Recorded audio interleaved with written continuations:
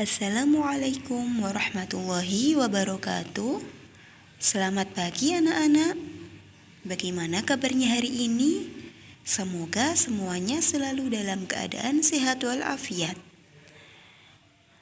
Anak-anak, hari ini kita akan belajar sejarah kebudayaan Islam bab 1, yaitu tentang Maulana Malik Ibrahim.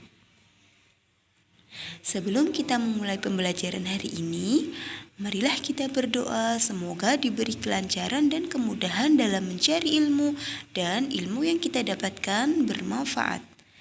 Bismillahirrahmanirrahim. Raditu billahi rabba wa bil islami dina wa bi Muhammadin nabiyyan wa rasula. Rabbi zidni ilma warzuqni fahma waj'alni minas shalihin.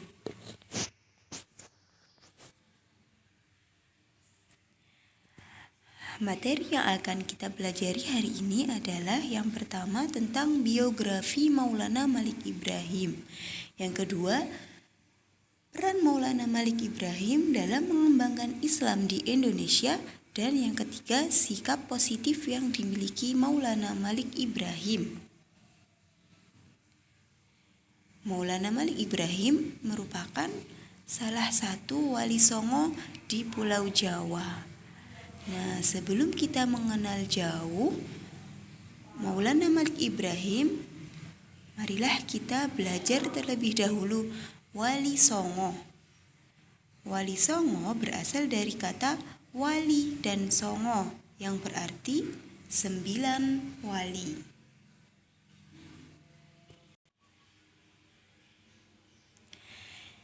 Istilah wali songo ini dikaitkan dengan lembaga dakwah yang berisi tokoh-tokoh penyebar agama Islam dalam usaha mengembangkan Islam pada abad ke-15 dan 16 Masehi. Nah, agama Islam ini masuk ke Indonesia, tepatnya di Pulau Jawa, diperkirakan pada abad ke-7 Masehi. Nah, dalam rentan waktu sekitar 800 tahun, agama Islam ini belum tersebar luas dan hanya dianut oleh sebagian kecil penduduk Indonesia. Meskipun para saudagar sudah mulai berdatangan sejak 674 Masehi untuk membangun jalur hubungan dagang, namun meluasnya Islam ke berbagai pelosok Nusantara setelah kemunculan para penyebar Islam yang dikenal dengan sebutan wali songo ini. Nah, siapa saja wali songo itu? Yaitu Maulana Malik Ibrahim, Sunan Ampel, Sunan Giri, Sunan Bonang, Sunan Derajat, Sunan Kalijogo, Sunan Kudus, Sunan Muria, dan Sunan Gunung Jati. Nah, silakan dilihat gambar-gambarnya wali songo yang ada di Pulau Jawa. Nah, para mubaligh ini menyebarkan Islam secara damai, santun, toleran, dan dapat menyesuaikan diri dengan adat-adat lokal penduduk Nusantara sehingga ajaran Islam dapat diterima baik oleh masyarakat. Nah, setelah mengetahui siapa wali songo itu, marilah kita belajar biografi Maulana Malik Ibrahim. Nama lengkap Maulana Malik Ibrahim yaitu Maulana Mahdum Ibrahim As-Samarkandi. Beliau ini mempunyai julukan Sunan Gresik atau kakek bantal. Beliau berasal dari Kashan, Persia. Lahir di Samarkand, Asia Tengah pada paruh pertama abad ke-14 Masehi. Nah, ini adalah foto Sunan Gresik atau Maulana Malik Ibrahim. Maulana Malik Ibrahim wafat pada hari Senin 12 Rabiul Awal 822 Hijriah atau 8 April 1419 Masehi. Nah, tanggal wafatnya ini tertera pada prasasti makamnya di desa Gapuro, Kota Gresik, Jawa Timur. Nah, ada yang pernah ke makam Maulana Malik Ibrahim? Hingga saat ini, makam Maulana Malik Ibrahim tidak pernah sepi dari penziarah untuk berdoa. Bahkan banyak yang datang dari tempat jauh untuk berziarah ke sana. Selanjutnya, marilah kita mengenal silsilah keluarga Maulana Malik Ibrahim. Nah, Sunan Maulana Malik Ibrahim ini memiliki hubungan saudara dengan Maulana Ishaq. Maulana Ishaq yaitu ulama yang terkenal di daerah Samudra Pasai. Nah, Maulana Malik Ibrahim dan Maulana Ishaq ini adalah anak dari Maulana Jumadil Kubro yang merupakan ulama di Persia, kemudian menetap di Samarkandi. Nah, silsilah keturunan Maulana Malik Ibrahim ini tersambung dengan Nabi Muhammad SAW melalui putrinya Fatimah Az-Zahra dan Ali bin Abi Thalib dari jalur Husain bin Ali.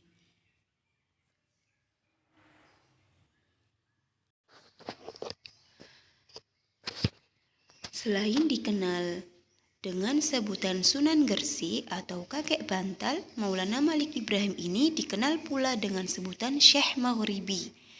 Nah, dalam deretan nama-nama wali di Jawa, beliau adalah wali tertua yang dianggap sebagai salah seorang yang pertama-tama menyebarkan agama Islam di Jawa, tepatnya pada zaman Majapahit tahun 1379 Masehi.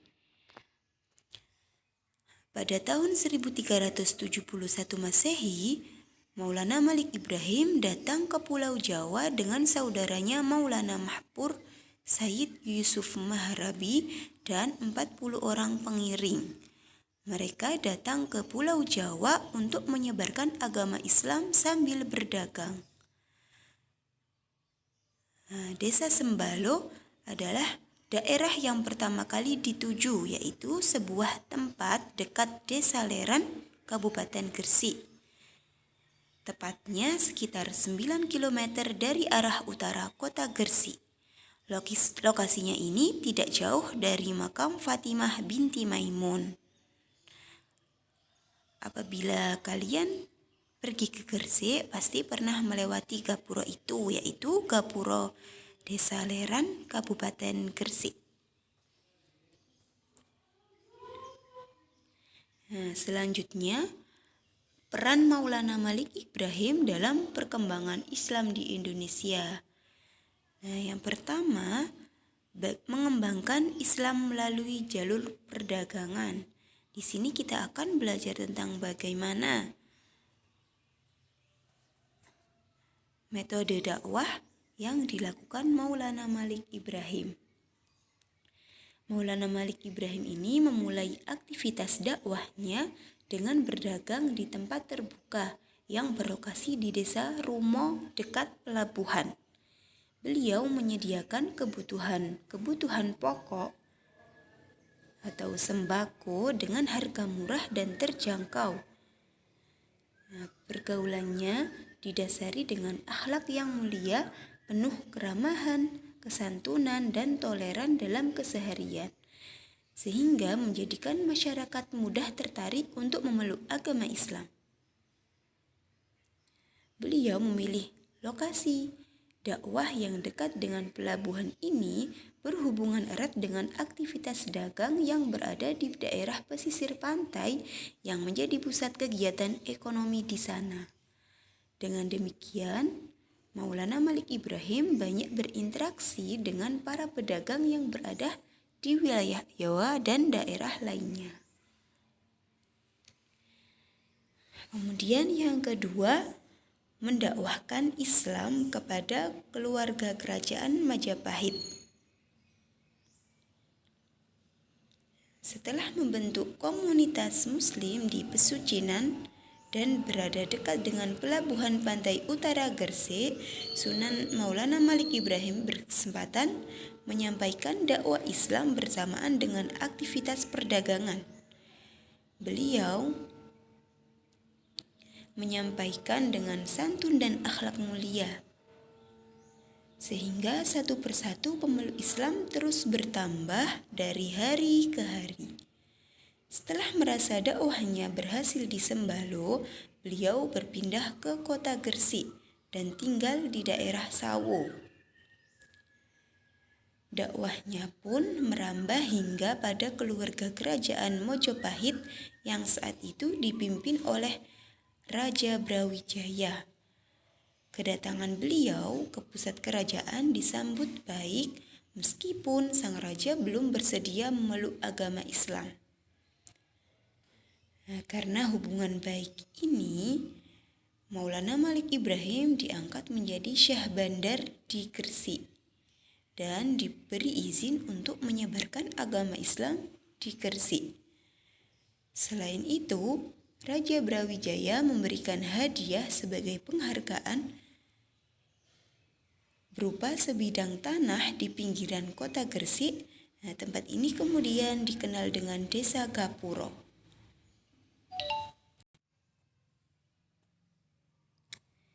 Hubungan baik Sunan Maulana Malik Ibrahim dengan keluarga kerajaan Mojopahit mengantarkannya diangkat menjadi penasihat raja serta menjadi guru para pangeran. Dari dakwahnya ini, Islam terus berkembang di berbagai kalangan. Yang ketiga, peran beliau adalah mendirikan masjid dan pesantren.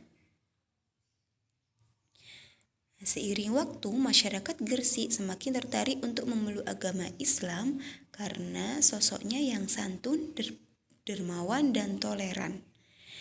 Kondisi ini mendorong Maulana Malik Ibrahim untuk membangun masjid yang diberi nama Masjid Pesucinan, yang saat ini dikenal dengan Masjid Maulana Malik Ibrahim. Masjid ini terletak di Desa Leran, Kecamatan Manyar, wilayah pesisir utara Gresik. Masjid Pesucinan ini selain sebagai tempat ibadah juga digunakan sebagai tempat pembinaan mubaligh, santri, dan masyarakat. Bahkan di tempat ini lahirlah pesantren pertama di Nusantara. Selain mengajarkan agama, beliau juga mengajarkan tentang teknik irigasi persawahan dan tambak yang bertujuan untuk memajukan ekonomi masyarakat di sekitar pantai utara Gresik. Ini adalah foto Masjid Pesucinan yang berada di Desa Leran, Kecamatan Manyar. Materi yang terakhir yaitu tentang sikap positif Maulana Malik Ibrahim. Yang pertama, beliau melakukan dakwah secara bertahap atau tadriji.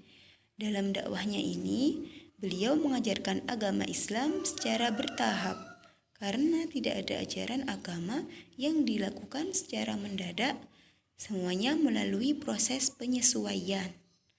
Yang kedua, gigih dan tangguh dalam berdakwah. Sikap ini beliau tunjukkan ketika berdagang dengan menggelar pasar murah dan selalu berbagi kepada fakir miskin.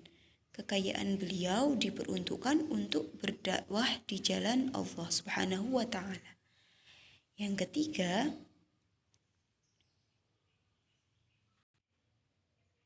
santun dan dermawan dalam berdakwah. Dan yang terakhir, toleran dan selalu menjalin hubungan baik antar sesama. Hubungan baik ini ditunjukkan pada masyarakat luas dan penguasa Majapahit sehingga menjadikan beliau sebagai sosok guru yang dibanggakan dan sekaligus menjadi penasihat raja dan menteri kerajaan Majapahit pada masanya. Anak-anak, setelah kalian belajar Maulana Malik Ibrahim dan perjuangannya dalam berdakwah, sekarang jawablah pertanyaan-pertanyaan di bawah ini dan silahkan ditulis di buku tugas kalian. Sekian dari Bu Nurma. Wassalamualaikum warahmatullahi wabarakatuh.